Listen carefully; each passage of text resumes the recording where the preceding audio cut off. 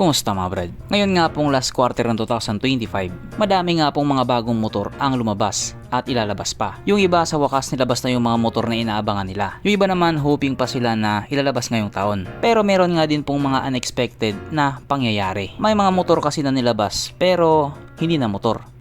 Ha? Ano daw? I mean literal naman na may motor sila. Digas yung iba, di kuryente naman yung iba. At yung isa nga po sa mga motor na nilabas nila na ikinagulat nga po ng iilan, etong Yamaha Aerox E. Kilala po kasi ang Yamaha Aerox bilang isa nga po sa mga kamote sa kalsada. May maingay na tambucho at yung iba wala pang lisensya. Hindi ko po nila lahat pero karamihan sa kanila ganun. At doon nga po sa India, nilabas na nga po nila ang kanilang electric na Aerox. Hindi po natin sure kung matutuwa ba dito yung Aerox community. Syempre yung pinakamamahal na Aerox nila ginawang electric. Pero ito nga pong electric na nilabas nila ay yung Aerox version 2. Aerox na Aerox talaga siya, maliban na lang sa wala siyang tambucho. Syempre wala na siyang makina kaya wala na rin siya tambucho. Pero ang kagandahan naman doon, hindi na siya maingay. At ito nga po ang malupit dito sa motor na ito. Sapagkat ayon nga po sa claim nila, yung full charge ng battery nito ay kayang umabot sa 106 kilometers. Na kung iisipin nga po natin mabuti, sobrang layo na po nun. Hindi ko lang sure kung yung full tank ba ng Aerox aabot din ng 106 kilometers. May iba kasi na sinasabi nila na medyo malakas daw sa gas yung mga Aerox nila. Pero dito nga po sa bagong Aerox E,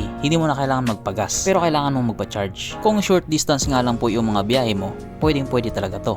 Panalong panalo ka dito. Yung tipong isang beses ka lang mag-charge sa isang araw, tapos gabi pa para hindi abala. So sa ngayon nga po, hindi naman na talaga bago yung mga electric scooter. Sobrang dami na po niyan. May mga lugar nga po dito sa Pilipinas na yung hari ng kalsada, e-bike na. Kadalasan gumagamit mga tito, tita, lolo, lola, tapos wala pang mga lisensya. Tapos nasa gitna pa, ayaw pang tumabi sa kalsada. So bali dito nga po sa bagong Yamaha Aerox E, ayon nga po sa kanila sa Yamaha India, sa Indian market pa lang daw ito magiging available, na hindi nga din po natin sure kung papatok ba sa kanila. Kasi yung mga matatanda nga po doon sa kanila medyo hindi mahilig sa mga scooter. Mas mahilig sila sa mga naked bike, tapos mga pantra. Yung mga Gen Z naman nila, mahilig lang sa tumbling-tumbling.